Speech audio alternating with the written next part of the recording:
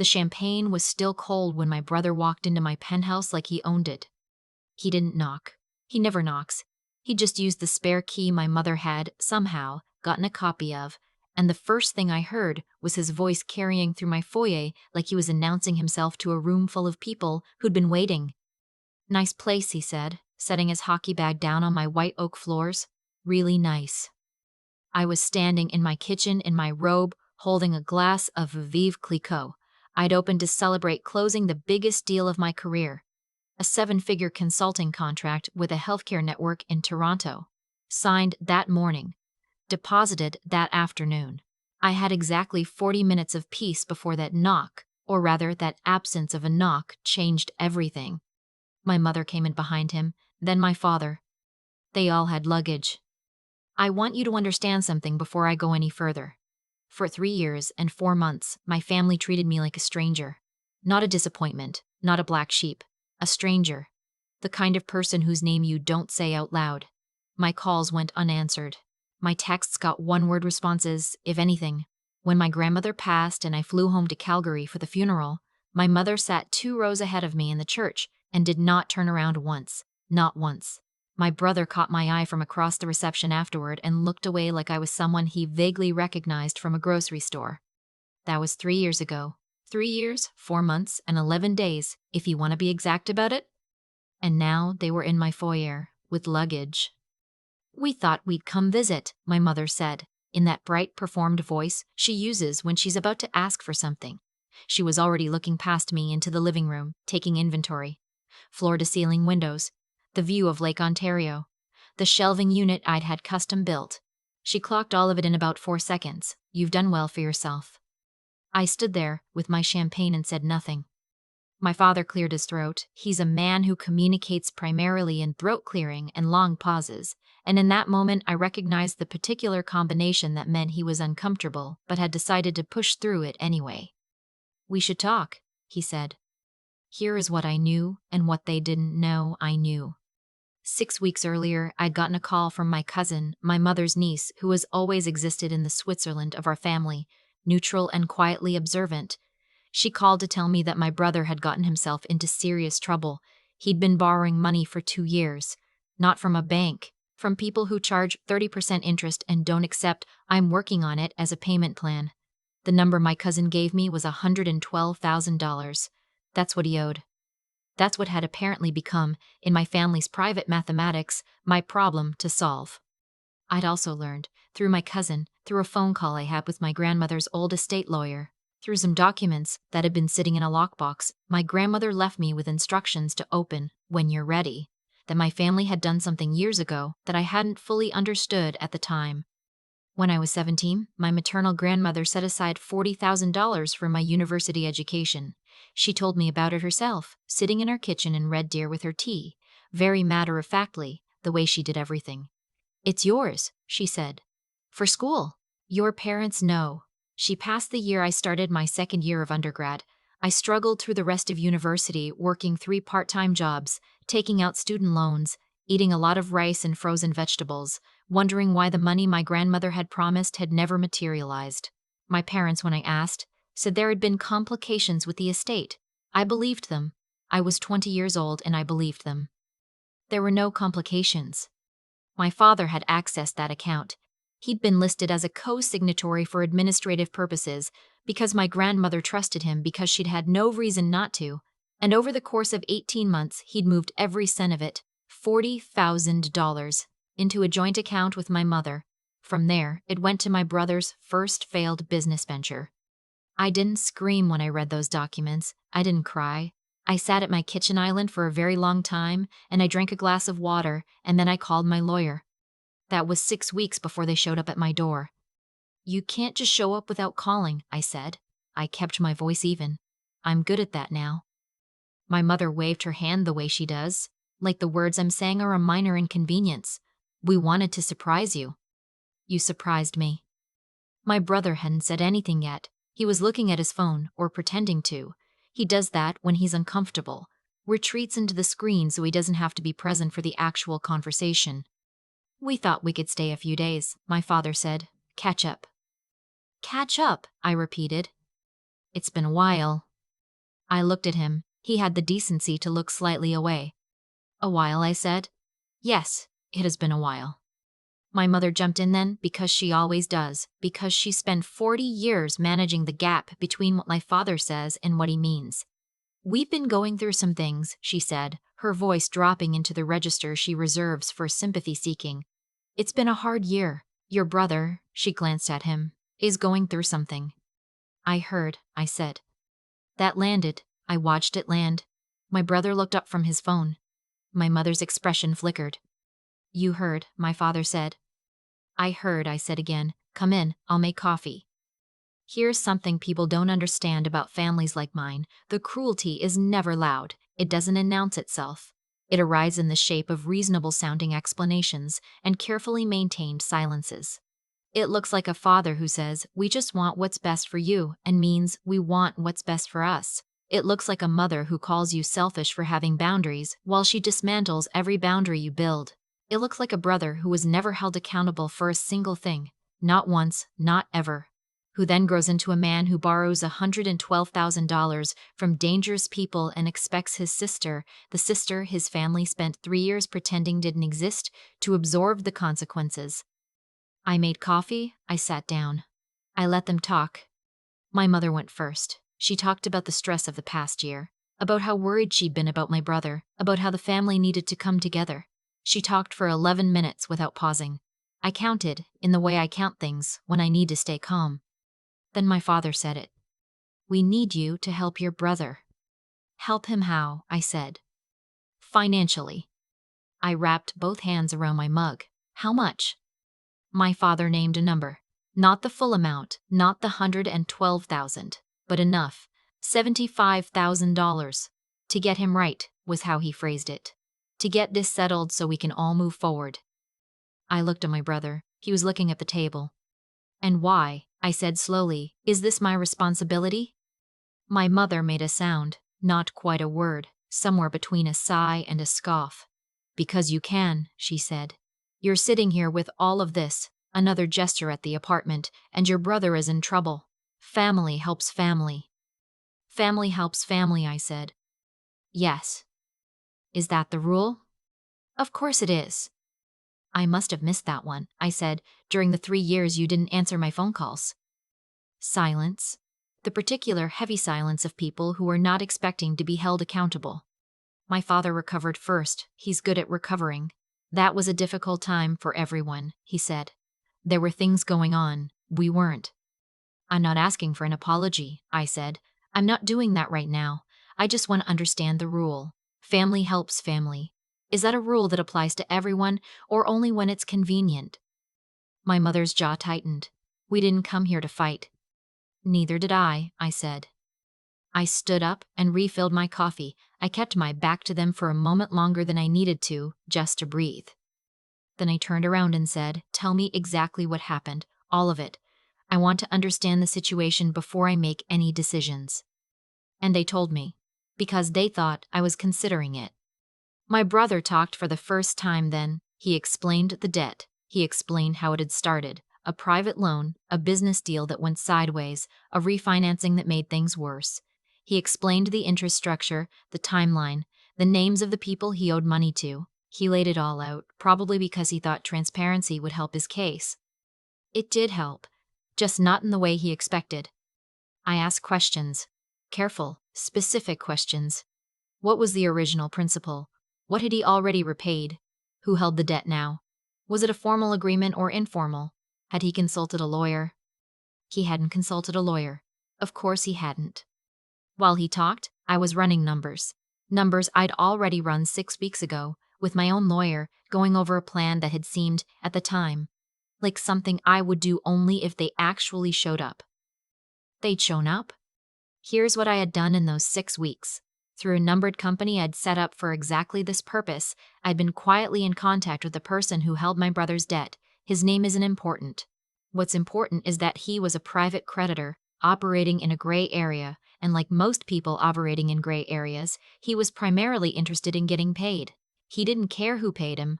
He'd been growing impatient with my brother's non-payments, and he was, as my lawyer had confirmed, open to a conversation about assignment of debt. I had already made him an offer. He'd accepted it, contingent on my brother defaulting on the next payment, which was due in 12 days, and which my brother clearly had no ability to make. What that meant in plain language was this: I had already purchased my brother's debt. Not settled it, not forgiven it. Purchased it. I was now legally his creditor. He didn't know that yet. My parents didn't know it yet. I let him finish talking. I let the silence sit for a moment. Then I said, "I want to help." My mother exhaled. My father nodded slowly, the way he does when he thinks something is going his way. "But I'm not giving anyone $75,000, I said. "That's not how this works." My father frowned. "Then what are you?" "I've been doing some research," I said, "into your situation." I looked at my brother, the debt, the specific structure of it, who holds it. Something shifted in my brother's expression, something careful. "I have a proposal," I said, "but before I make it, I need to tell you both something." I looked at my parents. Neither of them moved. "I know about Grandma's education fund," I said. "I know that Dad had co-signatory access. I know that between October 2003 and April 2005, $40,000 was transferred out of that account. I have the bank records. I have the estate documents. I had a lawyer review everything 8 weeks ago." My mother said my name, just my name, like a warning. "I'm not filing a complaint," I said. "I'm not going to the police. I'm not doing any of that. I'm telling you because I want there to be honesty in this room before we make any agreements. I want everyone to understand what the actual situation is." My father's face had gone very still. "The actual situation," I continued, "is that you owe me $40,000. With modest interest, much more modest than the interest your son has been paying. We'll call it $62,000. That's mine. That was always mine." No one spoke.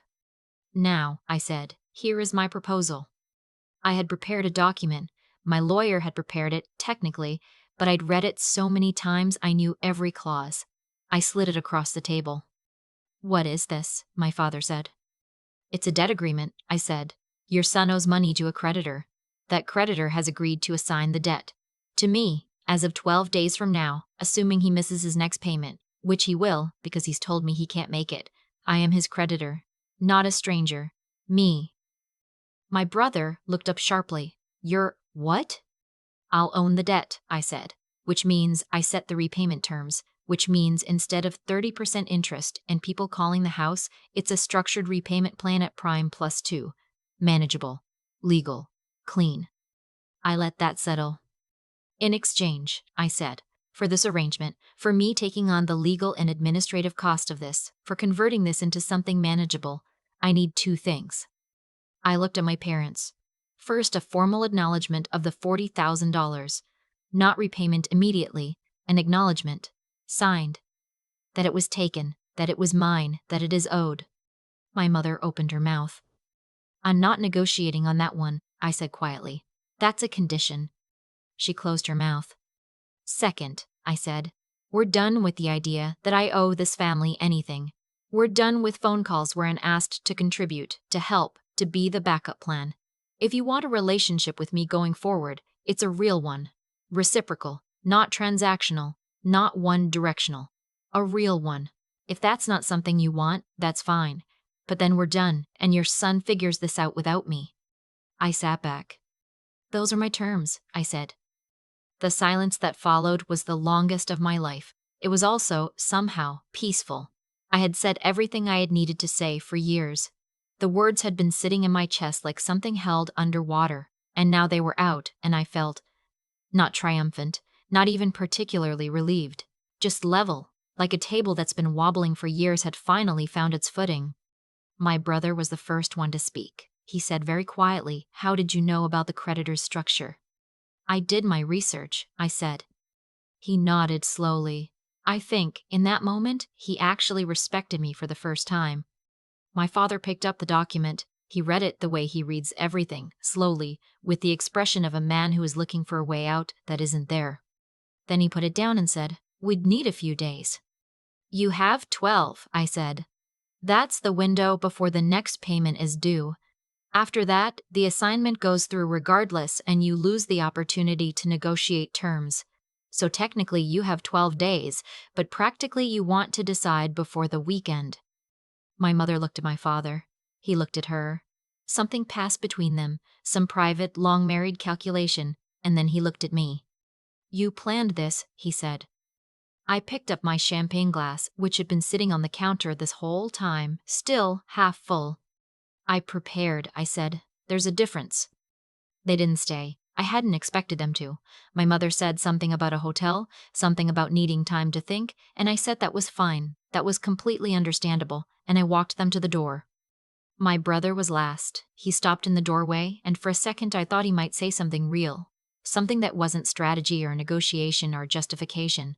He looked like he was trying to find words. I didn't know, he said finally, about the fund. I didn't know they'd taken it. I looked at him for a long moment. I wanted to believe him. I'm not sure I did, but I also know he was 19 when it happened, and I know the particular way my parents have always managed information in our family. What they share, what they don't, who gets protected from knowing what. Okay, I said. He nodded, and then he left. My father signed the acknowledgement 7 days later. My brother's debt was formally assigned to my company 3 days after that. His repayment plan started the following month, $2,000, automatically withdrawn, with a clear schedule running 44 months out. Manageable, legal, clean, exactly as I'd said. The acknowledgement document went into a fireproof safe in my office. That document is not a weapon. I don't intend to use it as one. But it exists. It is signed. And something about that, about having the truth written down, witnessed, filed, settled something in me that had been unsettled for years. I hadn't needed the money at 17 to survive. I'd survived anyway, working doubles at a cafe in the university district, eating toast for dinner 3 nights a week, finishing my degree on student loans I spent the first years of my career paying back. I'd been fine. But I'd needed someone to say, that was yours. We took it. It was wrong. And now I had that. My mother called me 3 weeks after they left. We talked for 22 minutes. She did not apologize, exactly. She said things like, I know this was hard, and I wish things had been different, and I've been thinking about what you said. I listened. I didn't perform gratitude, and I didn't perform coldness. I was just present, in the way I've learned to be present in conversations that matter. Actually there, taking it in, not already composing my response. At the end of the call, she said, I'd like to come back. Just me, next time. Just to, I don't know, talk. Okay, I said. Would that be all right? I thought about it, not the version of thinking about it that is really just waiting, really just performing consideration, actually thinking about it, about whether I had the energy, about whether I wanted to, about whether it was worth it. Yes, I said. That would be all right. I don't know what my family will be going forward. I'm not optimistic in the uncomplicated way I used to be when I was young enough to think that love was a guarantee, that family was a contract that ran automatically. I know better now. I know that relationships, all of them, even the ones you were born into, are things you have to choose again and again, and that the choosing has to go both ways or it doesn't work. What I know is that I didn't fold. I didn't write a check out of guilt and spend the next decade resenting it. I didn't pretend the $40,000 didn't happen. I didn't accept the version of the story where I was the resource and they were the family. I poured myself the rest of that champagne. It had gone a little flat by then, but I didn't care, and I stood at my window in the dark and looked at the city. 44 months, automatic withdrawal, prime +2. I raised my glass at no one in particular. I've thought a lot about the version of me that existed before that afternoon, the one who would have written the check. Not out of love, out of exhaustion, out of the particular kind of defeat that looks, from the outside, like generosity. That version of me believed that if I just kept giving, eventually the people I was giving to would see me, would choose me back. I know now, that's not how it works. Not with people who have spent years practicing not to see you. You can't buy your way into visibility. You can only decide at some point that you're done trying. What changed things for me wasn't the money, it wasn't the signed acknowledgement, or the debt assignment, or the 44-month repayment schedule, as satisfying as all of those things were. What changed things was deciding that I deserved to know the truth about my own life. that the $40,000 my grandmother set aside for me was not a small thing, not a technicality, not something I should quietly absorb because making peace was easier than making things right. It was mine. She had loved me enough to set it aside, and someone had decided that love didn't count. I refused to agree. That refusal, the quiet, non-negotiable kind, is something I wish I had found earlier. Not anger, not revenge, not the satisfaction of watching someone squirm. Just the simple, firm decision that what happened to me mattered, and that I was allowed to say so. My brother had $112,000 in debt because no one, in his entire life, had allowed him to feel the weight of his own choices.